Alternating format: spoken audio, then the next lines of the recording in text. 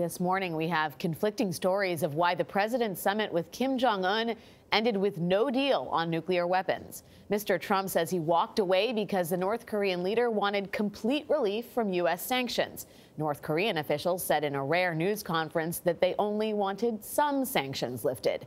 Meanwhile, Democratic and Republican lawmakers are criticizing the president for suggesting Kim was unaware of the cruel treatment of American prisoner Otto Warmbier. Errol Barnett is at the White House, where officials insist the president was right to say no to a deal. Errol, good morning. Good morning. A senior State Department official tells CBS News late last night that North Korea wanted sanctions relief on effectively every product except for weapons. And a senior government official tells us that that would have meant North Korea would have received billions of dollars in sanctions relief without any assurances on how or when it would denuclearize. I wanted to stop here to share my gratitude to everyone. On his way back to Washington, President Trump made a refueling stop at this Air Force base in Alaska, thanking U.S. service members there.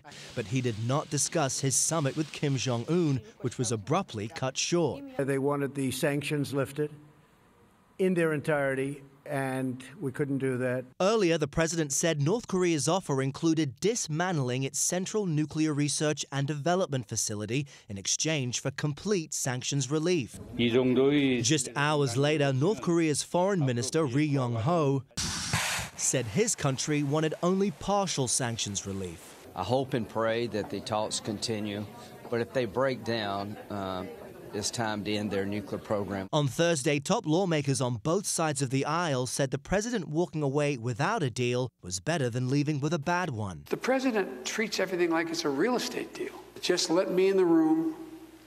I can convince the other party to make a deal.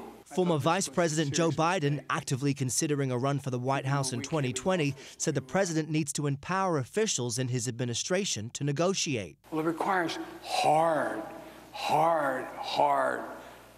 and consistent diplomacy. The president also suggested Kim Jong Un was not to blame for the death of American student Otto Warmbier, who died after returning from a North Korean prison. I don't think that the top leadership knew about it. Those comments drew bipartisan anger here at home. We know what happened to Otto.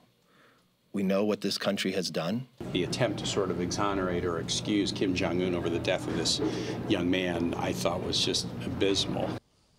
Now, President Trump said he doesn't think what happened to Otto Warmbier was in the best interest of Kim Jong Un, and therefore, he says, he doesn't believe Chairman Kim knew what was happening to that American prisoner while he was in North Korea. John?